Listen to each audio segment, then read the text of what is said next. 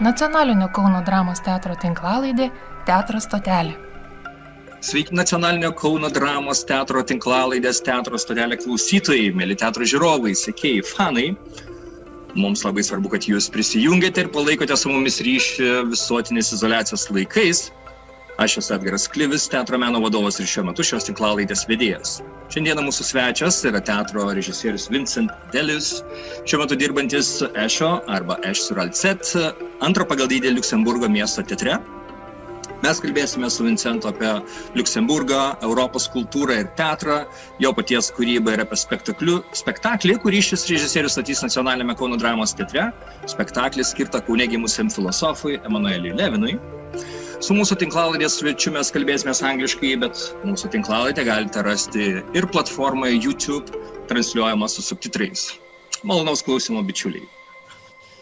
Dear listeners, this is the podcast of National Kaunas Drama Theatre. My name is Edgaru Kliviu. I'm the artistic director of the theatre, and today I want to present you our guest, the stage director Vincent Adelus, working at the moment in the city of Ešo, Luxembourg, due to the fact that Vincent is going to stage a performance in Kaunas Drama Theatre, a performance, by the way, about Kaunas-born philosopher Emanuelį Leviną, and we are all looking forward to this production with the hope that it will be the beginning of a long partnership and cooperation, especially so since the city of Ešo is going to be the European capital of culture the same year as Kaunas, namely 2022. So we have this link already. Okay, Vincent Adelus is a cultural operator, culture animator and developer of cultural projects, as well as an educator and lecturer. His education started in the 1980s in the Institute of Political Studies in Paris, and his career afterwards had a distinctly nomadic character, starting from the position in Teatro de la Bastille in Paris, Bureau de Théâtre in French Institute in Berlin, Grand Theatre of the city of Luxembourg, to name just a few. He took responsibility and worked with a number of important European cultural projects, including Luxembourg, European Capital of Culture in 2007, or the project called Total Theatre, relating theatres across France, Belgium, Luxembourg, and Germany. His parallel career, on the other hand, was artistic career in performing arts, namely stage director and a dramaturg. He's also a visual artist, so basically working on the multidisciplinary field. Yeah. Again, he's now working as an artistic advisor for the theatre of Ešo, and he will be staging a performance in the city of Ešo and in Kaunas almost simultaneously, based on the philosophy of Emanuelį Leviną, an important link between Lithuanian and Francophone cultures. So, dear Vincent, let me first thank you very much for this conversation and for joining. You're welcome. And let me just ask you first, can you just specify what country do you consider to be your home country? Is it a region? You're not a Luxembourger, you're French, but do you feel at home in Luxembourg? Well, I am definitely French. That is my culture, that is my language. I'm sorry for my Lithuanian, which is very, very, very poor, but will improve in the coming month, certainly. I'm definitely French. I have always considered myself as a European citizen. Yeah. And I've been living in this part of east of France, that is in Lorraine, since 15 years maybe. When I moved in Lorraine, I had a choice between coming to Lorraine and working in the very center of France in a city called Limoges, which is maybe 500 kilometers from any border. And with what I am, with my experience of Germany and my interest in other countries in Europe, I felt much better with living in the city, half an hour from Germany, from Luxembourg, from Belgium. It's the air is different. So okay. I've always been interested in working with other cultures, European cultures, I mean. And so I'm working in Luxembourg for Teatro, as well as I've also other part-time jobs. But I feel and live in France, as a French. Yes. But you have to know that Luxembourg is a very peculiar country. It's a small country, even smaller than Lithuania. It has only 500,000 inhabitants. Yeah. And every day, the active population is doubling. That is, you have maybe 200,000 active Luxembourgers, and 300,000 people are coming every day from Belgium, France, Germany to come and work there. So the population is doubling in the office times. So after that, everybody goes out and comes in. So the heart of this region is really Luxembourg, and as a rich city, and a lot of people are living outside of the country, but working inside. So the whole thing is what we call la grande région, a big region, and big region was the heart of the capital of culture 2007. That was Luxembourg. Luxembourg was first capital of culture in 85, I think. Then Luxembourg as a country and big region in 2007. And now it's the third time. That's the second city of Luxembourg, which is not Luxembourg City, but Ešo Alzeto, is capital of culture in 22. It's the only country in Europe which has been 3 times capital of culture for Europe. Okay. So it's very peculiar. I'm one of the hundreds of thousands of people not living in Luxembourg but working there. Okay. Okay. So we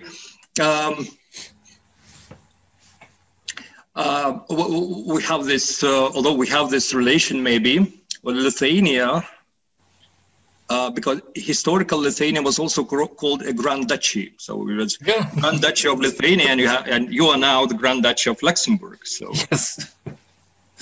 Otherwise, though, we're relatives, you know. You are cousins.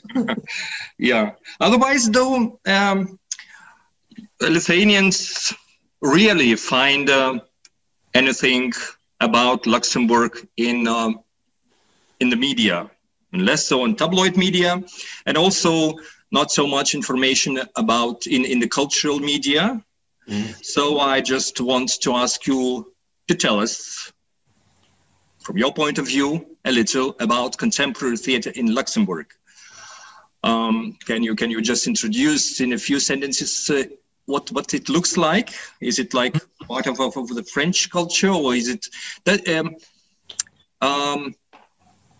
What is Luxembourgian cultural identity, and do theaters reflect it somehow? Do you have a cultural identity? Well, of course you do, but I mean, how does it look like between such countries as Germany and France?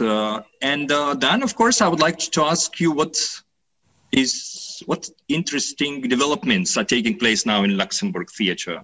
Okay. Do you have some avant-garde that we have to know about?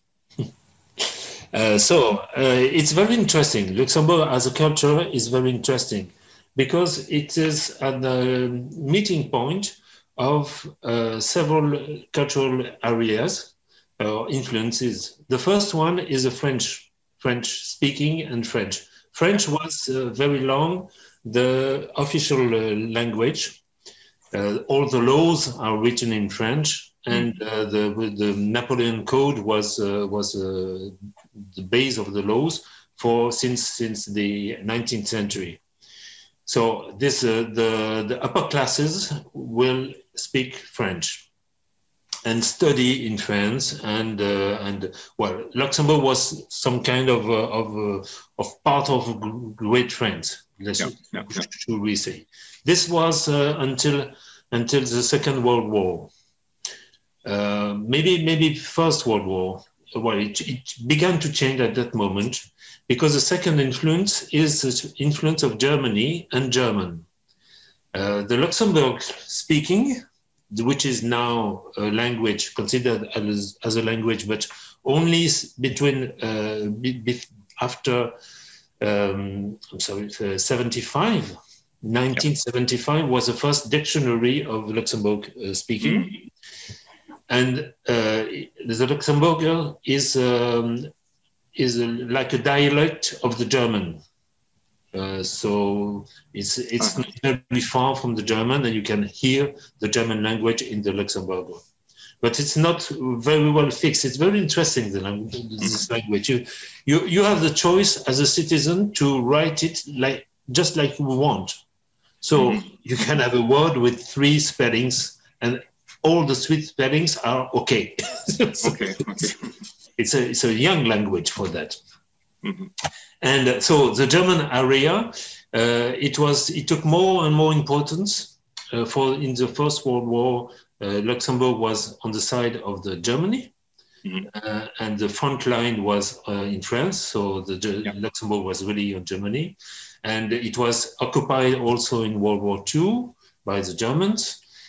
And there was, I've heard there was a big project from the Nazis. You know, they wanted to rebuild the bigger Europe with so at the center there would be Berlin with this big Reichstag. And I've heard there was a plan to make a Central European theater in Luxembourg.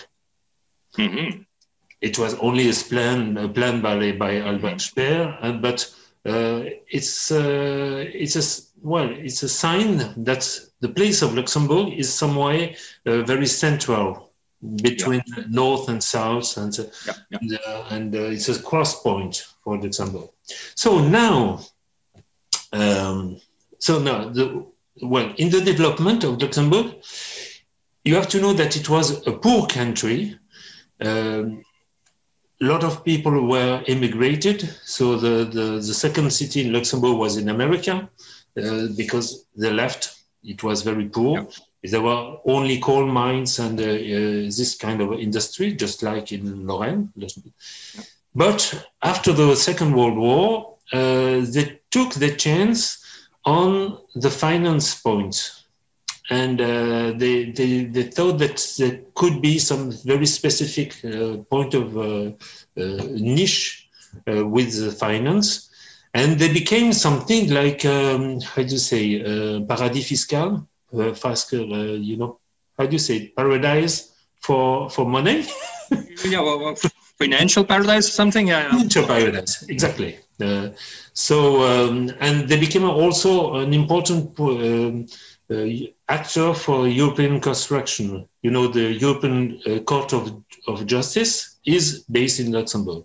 And from that moment, Luxembourg became rich and rich and richer and richer. And a lot of people, very rich people, with money coming, you don't care from where, could be also honest money, but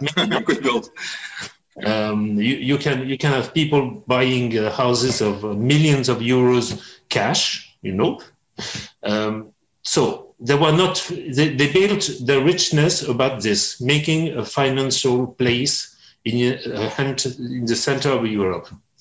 And this worked very well. You know, now the production income for per capita is the highest in Europe and one of the highest in the whole world.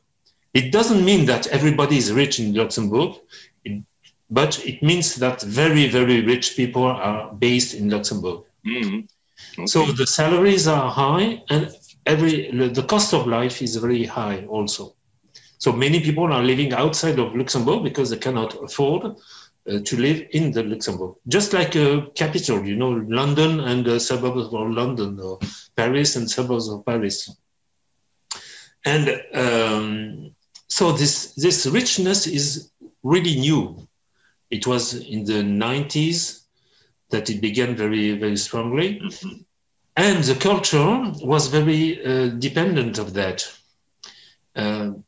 They began to make real construction of institutions only in the 19th. You know, there is now the Théâtre de la Ville de Luxembourg, which is a very big, important theater, just one of the most important, like you can make a comparison with the Paris theaters, bigger Paris theater, or in München or everywhere.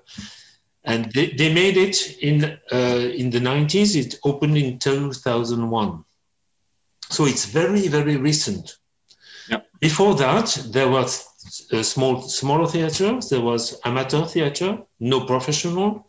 Until the 80s, 90s, there was no professional. Oh.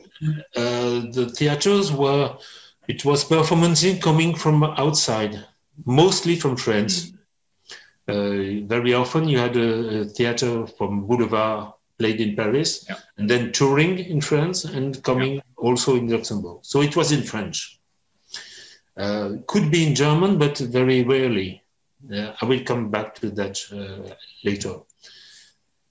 So it began really to be professionalized in 90s and strongly in 2000. You have now a scene of artists of Luxembourg, very young, and very few people because it's a small country, so there's not a lot of artists. The second important thing for this development of the scene is that there is tax advantages for the cinema industry if they are filming in Luxembourg. So there are a lot of actors are engaged in these films because they have to play to have a part of the film played or shot in Luxembourg. So this was also an important point. But so this is to make the history. And Théâtre d'Esch is exactly in this line.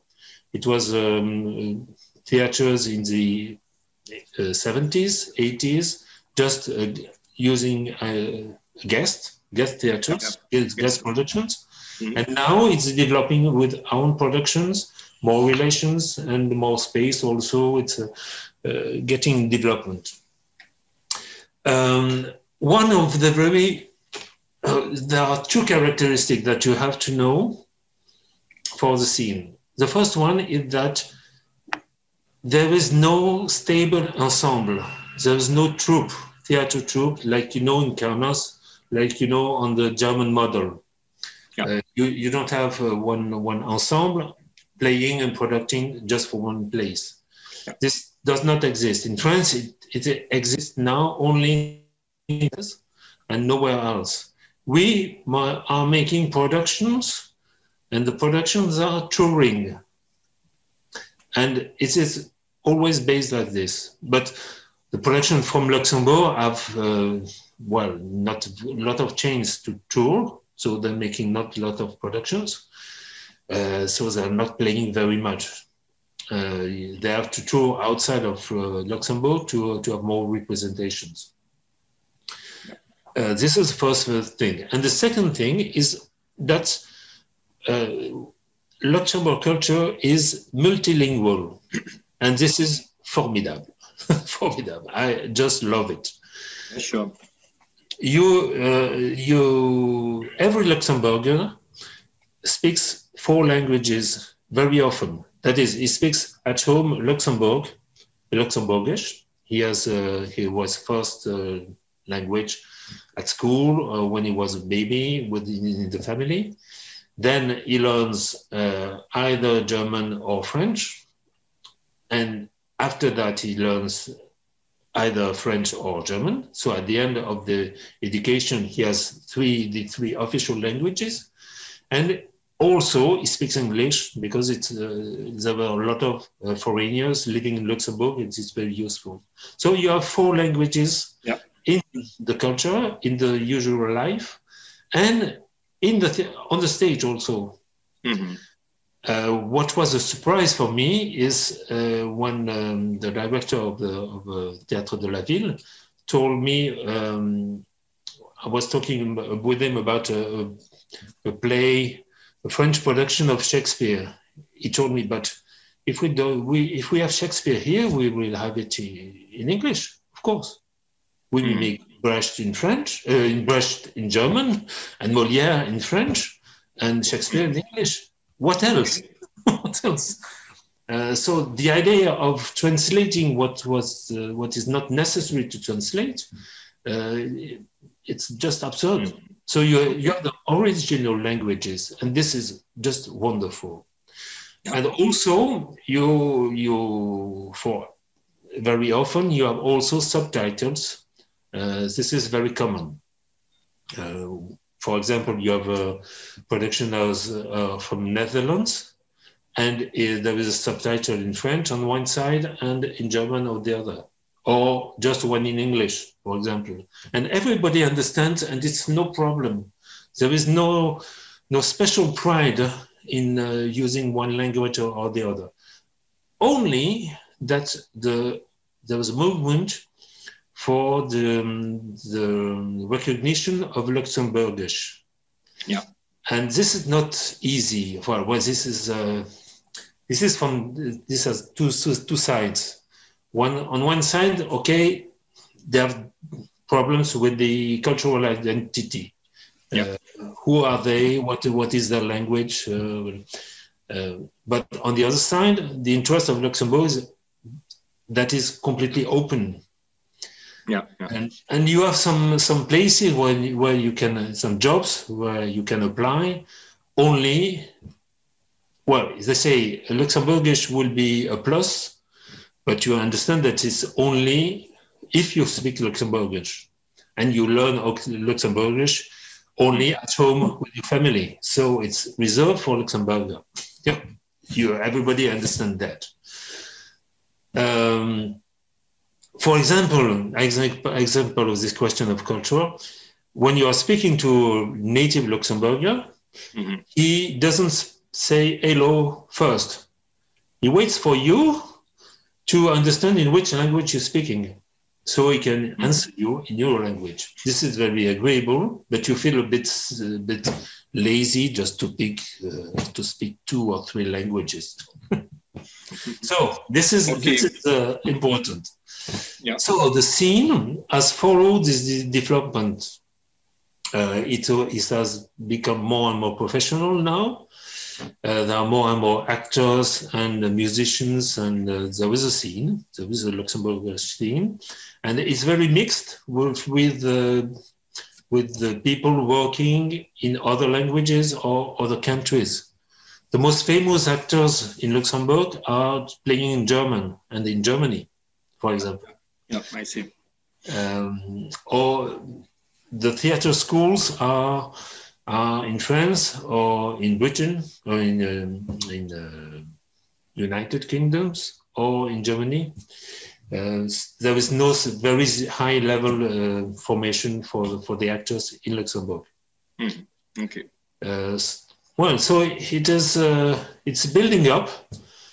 It will, and what is interesting is that you have all the different tendencies and levels you can imagine in a bigger country, but you have there on a smaller scale.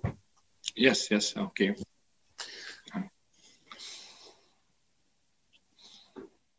Excuse me, it was a bit long for this development was maybe a bit long. But it's important to understand what is Luxembourg. No, of course, sure. Yeah. So I would not say there is an avant-garde or an arrière-garde, or I would say only that there are several kind of propositions coming from boulevard theater in French to visual theater from everywhere in Europe or out of Europe even. So it's very mixed. It's very mixed. Yeah. And you can see that in the program of Ešo Theater, where the propositions are very different in all the fields. Voilà. Okay, thank you. Okay, so since we've learned a little about Luxembourg, very interesting though, very good story. Yeah. I would like, as you said, so Luxembourg is kind of the center of Europe, and you yourself. It's Western Europe, I would say. Yeah. Okay. And then you refer to yourself as a European, and you feel that you are a European. And also throughout your career, you have been working in different European cultural centers with European projects, like some project that was in Creative Europe, and then also European Capital of Culture and Total Theatre. So my question now is, does that experience formed for you a belief in European culture? Can you share your experience of European culture and theatre, if there is such a thing? Mm-hmm. And we speak now about European culture today, especially today, when cultures are perceived as dangerous or as the basis for violence. The different cultures, not so much different ideologies, but the different cultural identities can cause violence and fights. And so can we speak about then European culture, and what is it? Does it have some identity still, do you think? Christianity, for example? Or, without that turning towards this kind of repressive identitarianism, so we are Europeans and you are not Europeans, etc. So, in what sense can we speak about European culture and stay open-minded? It's a very open question and difficult question also, because when you say Europe first, what it begins on the west, where there is the sea, okay, but where is the end of Europe? You don't know really. I grew up in Europe, which was the end was somewhere in Germany, and there was the other part of the world, and which was kind of exotic. And then this world disappeared, and all these cousins of us a bit further were not so exotic. They came in nearer, and the distances were very different. We understood that going from France to Czechoslovakia, it was Czechoslovakia at the time, was not much more than going to Spain or Portugal. So the sense of distances changed, including these three funny little countries in the north, with the names that we don't really know. We change it to which capital is where. We don't know. We don't know really. So we have to learn this. But obviously, we share an history, and I think we share values. Even if some of the values are not so evident. The history of the western part of Europe is more or less known. We don't know so well what happened to Lithuania between after the Second World War, and what happened. It's not so near. But basically,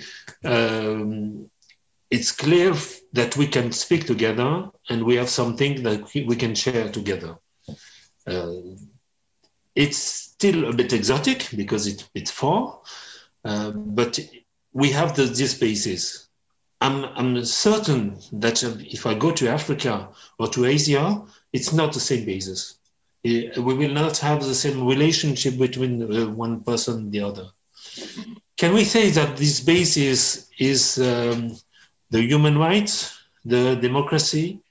Then it, at this point, it's beginning to be more, maybe a bit difficult, or we can discuss it.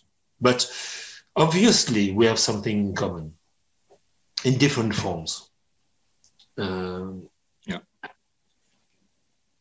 Don't you I think, were you happy to come to have the, no, to come back? Well, we were happy.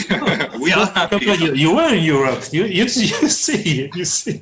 I'm very interested in history also, and in the tracks that history is living in the everyday life. For this, Berlin was just wonderful. You have you know the story of the building of the Ministry of Finances in Berlin? No. It was built by the Nazis. It was the Luftwaffe, the army. It was built in. After the war, it was the economics ministry of the DDR. Then, so in the history Nazi building, they made some paintings on the walls with the realistic, how do you say, realism, national, realisme socialiste. You see what I mean? This kind of, sure. With you know, with the beautiful workers and the sun rising, and so this is what you can see now. After the fall of the war, it was the hand of the Treuhand, that is the structure that was built to make the privatization of the whole DDR. So this changed, and now they made some changes, and now it's Ministry of Finance again. Okay. And on the same building, you can see the four periods. It's just incredible. Yeah. And in front of this building, you have how do you say, a blockhouse, a former blockhouse, who was the treasurer, the trésor, the bank, the central bank for the DDR in the former blockhouse. After the war, after the fall of the wall, it was a nightclub. And now I don't know what it is. Maybe a tea time place, or I don't know. Okay. You see, when the building itself just have this combination of history. And I don't know exactly what happened in Lithuania, but I can flare down also this mix of origins and interest and point of views. This make the European culture also. Okay. So speaking about history, you know, when I was a teenager, I had an opportunity. I was very lucky to go for a year to study in Belgium. Mm-hmm.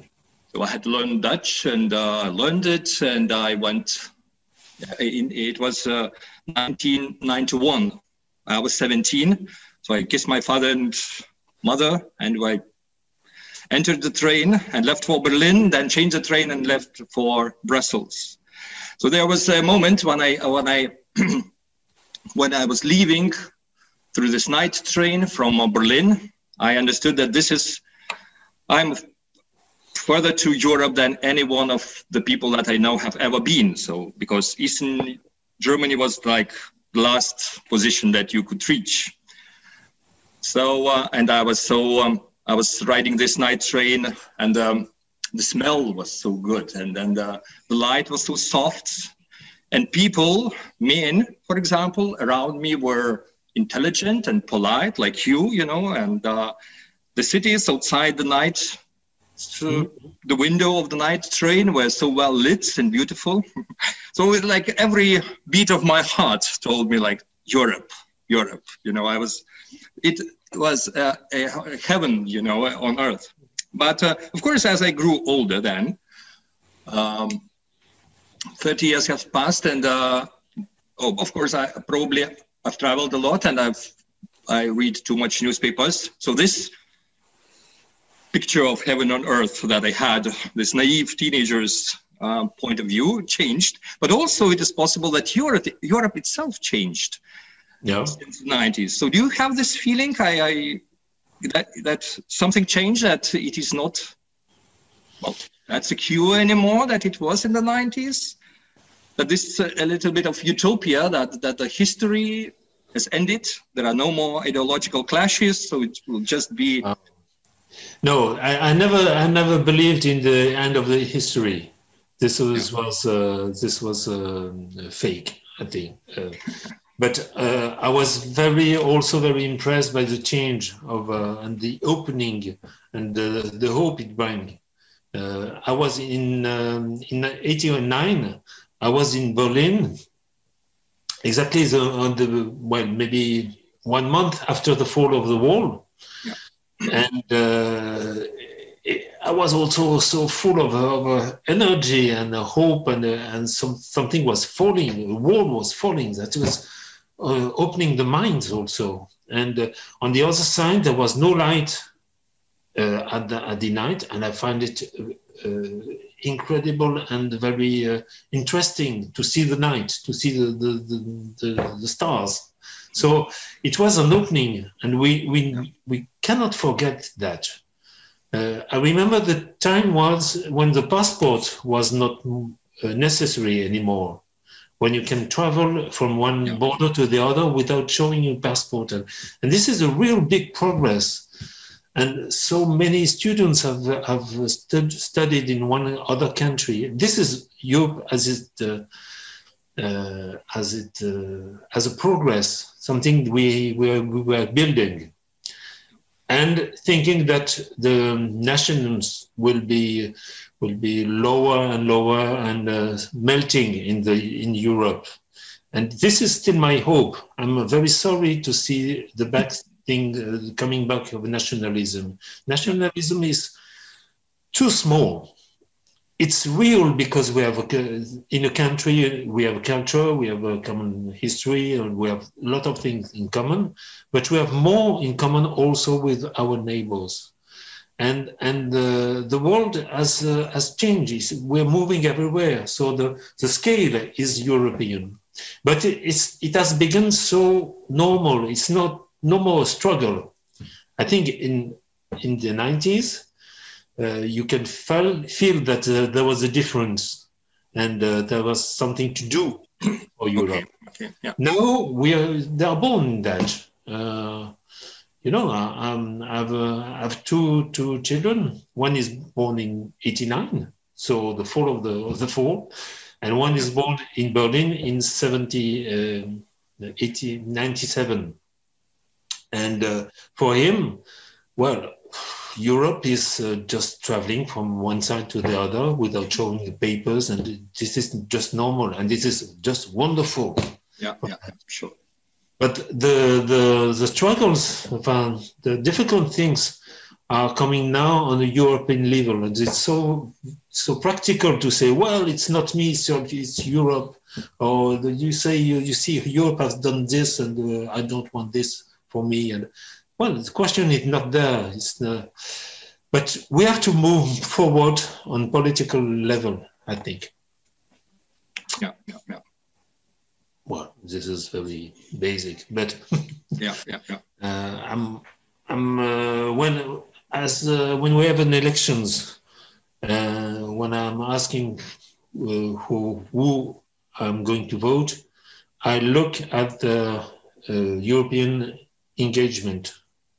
It was very strong before in the 70s. You have really parties who were against Europe or for Europe, federal parties. Now it's not so strong because it's more common. But it's for me, it's really turning point, an important point in the programs. This and the care for the planet also. Okay. Okay. Thank you, Vincent.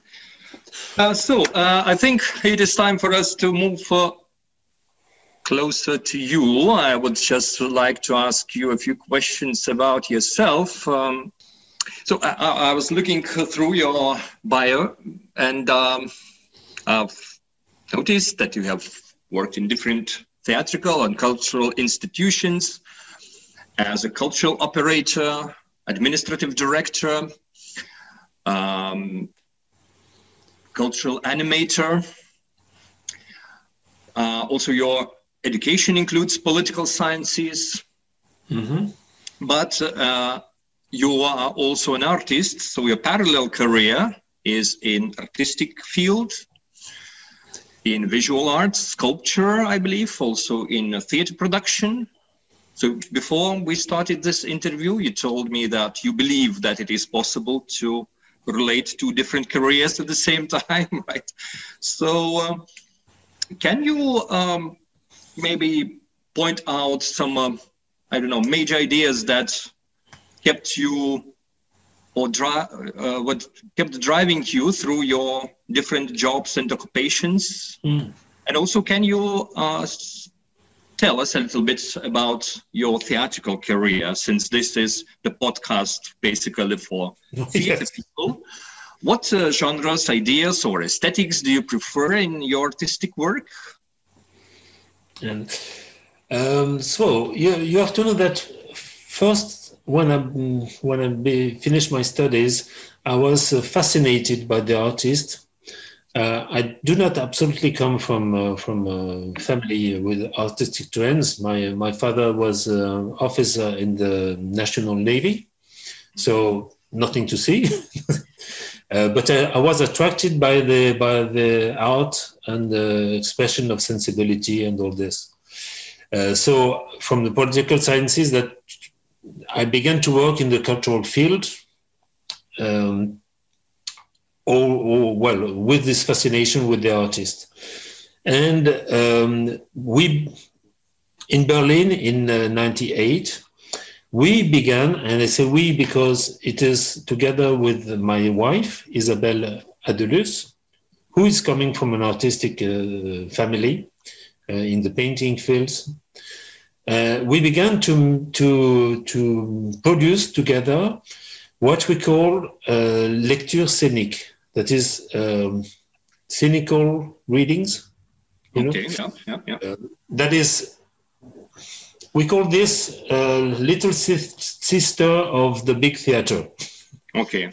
That is, we make the readings of text that we have in front of us, so we read them, but the form and the work on the text is specially designed for the text, for this lecture, for this representation, and is coming from the text itself. So in different text means different form in the number of the reading of the readers and the way it is. You can breathe in the text, the way it's speaking, the disposition between the audience and the readers, etc. It's a very small form where everything is more simple than theater. Okay. You just need one little accessory and it's becoming your world. And the idea was that for every text there was a way of breathing, taking the air in the text, which is special for the text. Mm-hmm. Can you breathe only at the end, where there is a point? Can you breathe in the sentence? Mm-hmm. Can you is a how do you say a comma, a virgule? Is it 2 seconds, 1 second, no seconds at all? What is the value of a point? When do you look at the audience? Mm-hmm. Every sign is very, very strong in this kind of direct form. But it's very light, very easy to do also. So we can make a lot. Yeah. And so together we produced something like 100 different productions, different texts over 20 years. And so the first thing is that very different texts, philosophy, literature, drama, poetry. Yeah. We read the Declaration for Human Rights. We read so many different things. Everything that is difficult to read, we think, okay, this is interesting. We read so much that we have to find something difficult to find it interesting. Okay, And you had to try the speeches by Brezhnev. You know, that would be a speech by Brezhnev. This is interesting. Yeah. Okay, sorry, just. Yes, if you have them, but not in Russian. So we made readings in French and also in German, and also in different languages. The second important thing is that we read with all kind of people. That is, we make a special work with people to give the basis, the technical basis for good reading. It's much more easy to have this basis for reading than for acting or singing, because you don't have to memorize. The work is much more easy. So yeah. we could pick people everywhere. For example, in a shop or in the street, or somebody would see. We ask him, "Do you want to come and read with us?" And so we make some readings with 20 people. We made one with 100 people also in Berlin. So it is important for us every time we move in a country to make a new workshop, what we call a circle, reader's circle, cercle de lecteur. Yeah. And through this was my artistic basis, because in this circle we shared the roles with Isabel. She was the director of the readers. She made all the technical parts, and I was a reader and a dramaturg also, choosing the text and making the montage, and so we worked together like this, and it works very well. And this is we began with in the Bureau du Théâtre in Berlin with dramatical text, because I had so much. I had a whole library of that, and I wanted to make them here. There was also a project of books, also French pieces, French dramas translated in German that I made. So it was a connection for that. But after a while, we began to read other kind of texts. And in Berlin, we made we took part in a big event, which was around the 1,000 plateaus of Gilles Deleuze. You know, Gilles Deleuze, he made a big book with Félix Guattari called 1,000 plateaus, and we made some readings with that. Okay. Wow.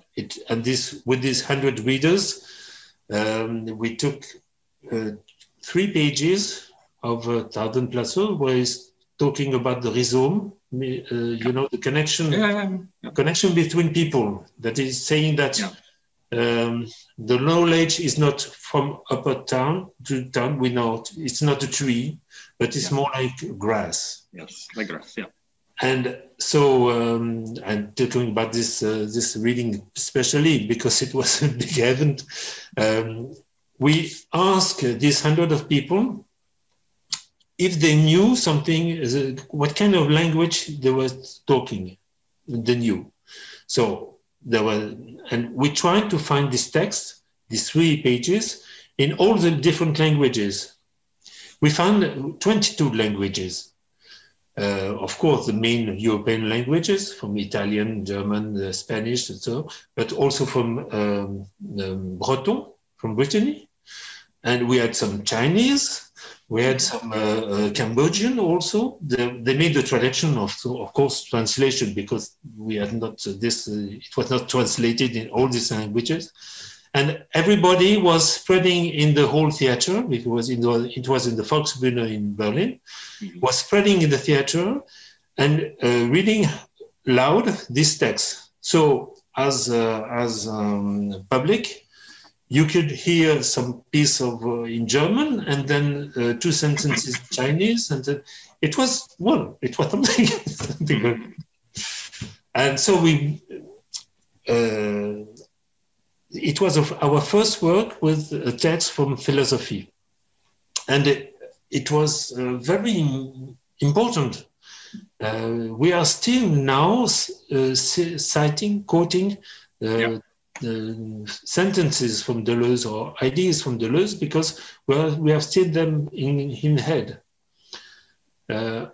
After that, we made other philosophers, reading for other philosophers, and especially one with Levinas.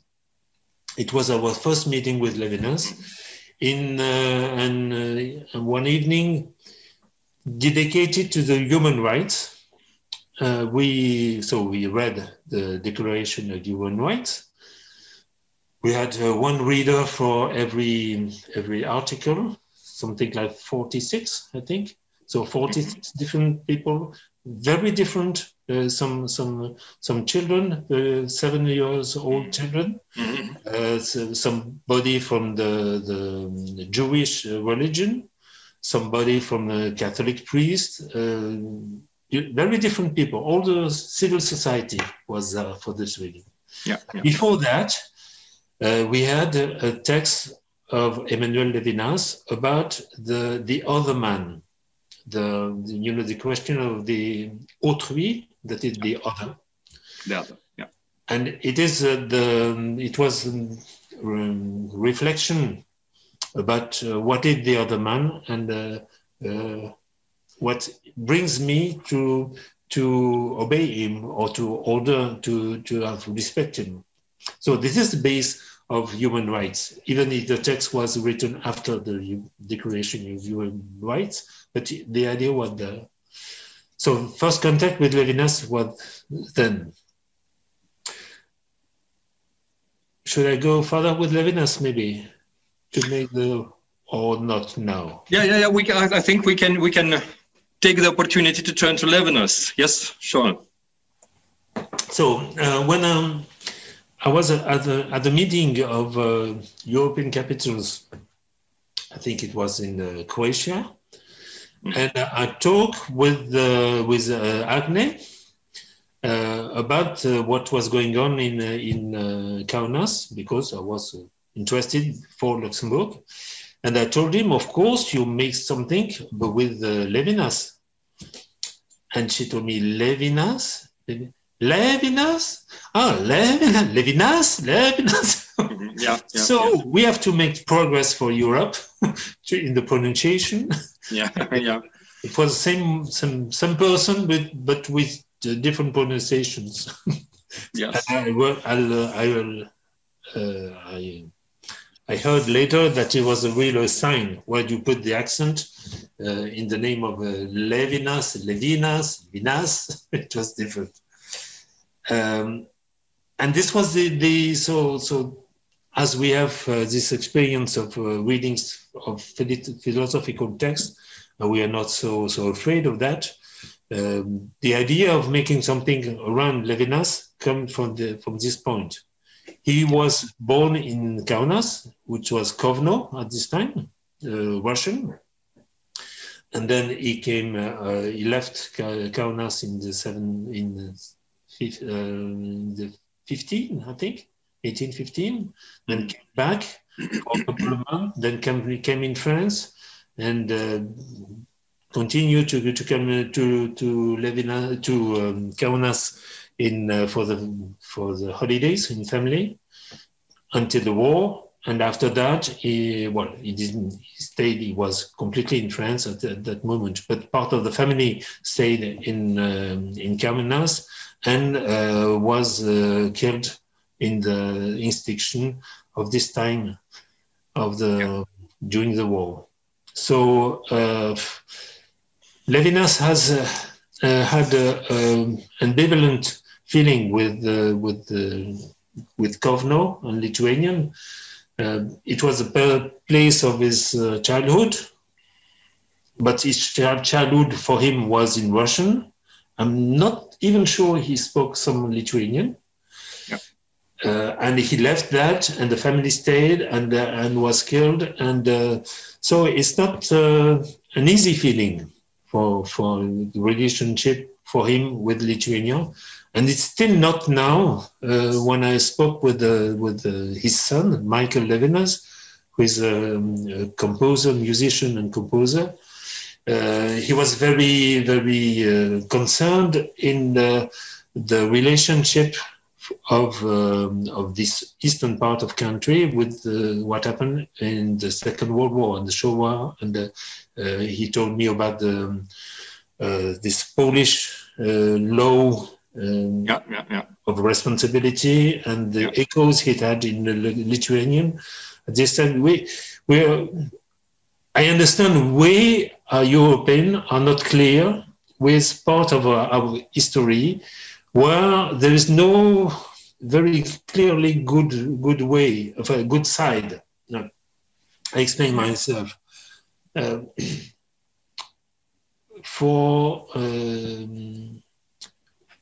We have, in our history in France, we have two difficult times. The one is Second World War, where part of the French, most of the French didn't care, part of the French were resistant, and part of French people were collaborative. How do you say collaborative? Yes. Do you understand? Yeah. Well, they were collaborated with the Nazi, Yes, they were helping the Germans and the Nazis. And we built a story, a collective story, that all the French was resistant. And the helpers of the Nazis were very, very few. This is not true, but we built the French after war on this, this resistance and the Gaullists, and it was a collective story. So it's clear for us to think about the German World War, the Second World War, with a good side and bad side. And we were on the good side, very easy. So a couple of years after, we had a war in Algeria. And, it was much more difficult because the army was on one side and the nation was on one side against the terrorists. But some of the French people were thinking that terrorists were right, to think they no longer want to be a colony and they want to be independent. And so they were not terrorists, they were patriots. Just like our resistance in the Second World War were terrorists for the Germans, for the Nazis, but patriots for the others. So the war of Algeria is not simple. It's not easy to be on one side or the other. You have Germain Tillot, who was a very beautiful French figure, who was deported in Ravensbrück, who survived Ravensbrück, who was a very big scientist, universitarian, ethnologist, and he was on the side of the Algerians. And it was difficult to accept that we have both sides. We can be on the right and on the wrong side. It's history, and we have to integrate the whole story. There are still debates now about what should be the place of the Algérie française, French Algerian, in our history and books. And I understand that it's also complicated for Lithuanian to think the Second World War and what happened and how some Lithuanians helped and how after that it was the Russian prison occupation. And it's difficult to think the whole and to accept the whole. But just like Edgar Morin said, we made readings of Edgar Morin also. Yeah. The world, we have to make complex thinking, la pensée complexe. Things are not simple. When they are simple, it means that something is wrong. When they are simple, it's very simple to be to say, well, the state of the world is a result of a complot. You know, the complotist. It's very simple. It makes it easier to understand and to think, but it's wrong. Yeah. It's not this way. It's not that way. So you don't have a couple of 10 persons and making the world like they want it to be. It doesn't exist like this way. Yeah, yes, yeah. So the complexity is interesting, but not always easy. Yes, sure. So I can definitely agree that it is very, very, for Lithuanians, for I think, majority maybe of society, of Lithuanian society, is very difficult to accept that we were not just victims, but also the perpetrators. And we have this ambiguity of being the same at the same time, you know, of having the guilt also of course, this horrible Holocaust that happened in the territory of Lithuania. So, but I think the situation is changing, you know, step by step. Yeah. And artistic productions, we don't have a film that would address this issue so far. I think, so we don't have really a brave film director to do that. Mm-hmm. But we have a few stage performances. Like I've seen your production of Ghetto. Of Ghetto, yes. So you can see how the perpetrators are actually now on stage. So you can see, and then this is, I think that art has to do something to do with it. I mean, to change the situation. So, yeah. Yeah. There is no other way. Or either you make a collective lie, and it's partly true, but it's partly lie.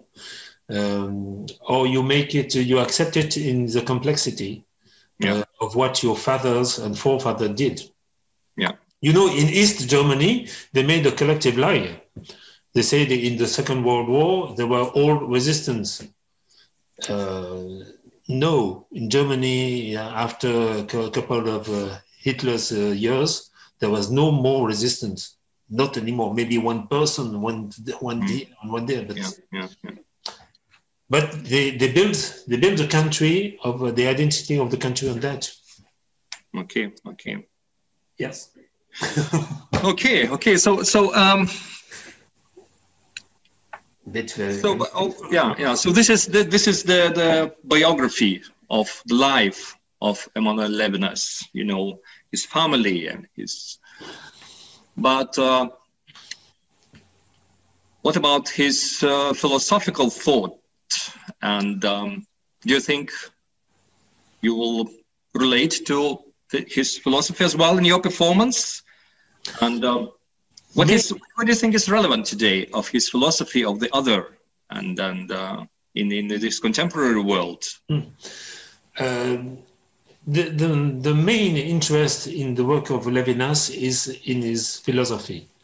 His life, as you said, one day he didn't hunted lions in Africa. He did not make anything very special, except going through the time of the war.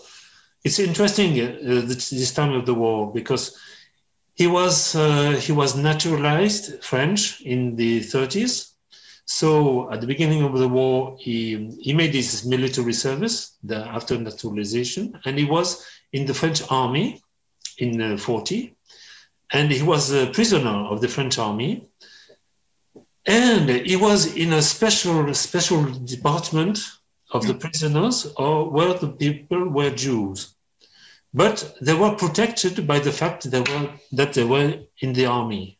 And this is, I think this is an honor for the German army to have protected this part, because they were, first of all, they were soldiers and they were under the laws of the soldiers. So he survived this time being a French soldier. And one of the main anecdotes that we will use, of course, in the show, the performance, is the story of the dog, Bobby the dog. You know, as a prisoner in the camp, they were considered just as numbers. They're not names anymore. And they were on one side the soldiers, and on the other side the prisoners with no names. And for a couple of months there was a dog who know from where, Bobby. They called him Bobby. And Bobby was the dog of the camp. And when they were coming back from their day of work outside of the camp, for Bobby was there and was happy to see them back.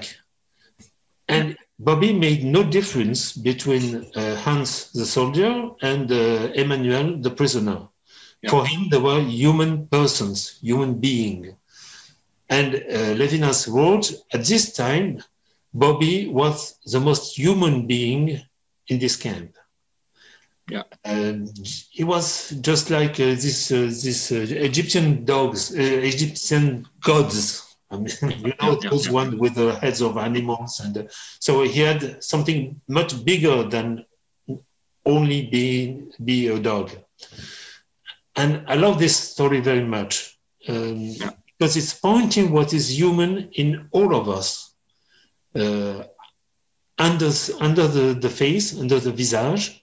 There is a visage of the other man. There is something general of the other man.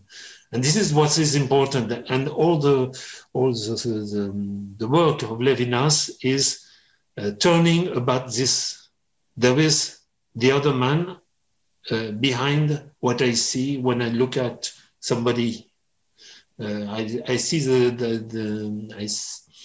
I see the color of the eyes, I see the skin, I see the beauty, but first of all, I see a man. And the other man is this simple consideration has a lot of developments and implication about responsibility, about my duties to the other man. Emanuelì Levinas is very often quoting Dostoevsky when he say everybody is responsible of everybody in front of everybody, and me more than everybody. So this question of responsibility is really at the center of our links from one people to other people. Just two examples. When you see someone asking for money in the street or in the subway, either you are okay to give him money and you look at him, and when you look at him, you know that you will give him money, or you look somewhere else because you know if you look at him, you will recognize him as human, and he will appeal you for your help. And will, in a certain way, he will order you to help him. You are an obligation only by looking at him because he's human, and you recognize him as a human. So it's better to look on the other side if you don't want to give him money. You see? Yeah. And second example is this question of refugees. You know, all these people crossing the Mediterranean or crossing the mountains with the baby on arms, what should we do with them? Why should we do something with them? Because they are humans, and we recognize in them the humanity we have in ourselves. When I see the body of this little child who was drawn, you know, in two summers before, recognize all the children of all the planet, including mine. So I see the humanity. I cannot escape this humanity, and this is an appeal for me. This is a reason why I should help him. So, you see, Levinas is quite important. Yes. And that answers the question, about his importance, sure. Well, it's a part of an answer, because this is generally, but more in the how to say, actuality, in the recent times with this sanitary crisis. All the work of Levinas is based of the face. You know, the face, face with this mask, the face of being responsible, the fact of being responsible of the other. All this showed about this crisis. So it's very actual for me. Okay. Okay. So I think that this is a very good spot to stop our discussion. I want to thank you very, very much. It was very, very interesting. Thank you. And of course, I'm looking forward to meeting you and to, seeing the performance itself. Well, it's not so far away, but we still have some times. I'm very interested about the idea of making one with the same corpus, one performance in French with French-speaking actors from Luxembourg and outside. And after that, with the people of the troupe of the Kaunas National Drama Theatres. In other language, other way of working, it will be a very strong experience. Okay. Yeah, I think so too. So thank you very much, Vincent. And I think, we will be waiting for you in Kaunas, maybe, hopefully. It will happen. It will happen.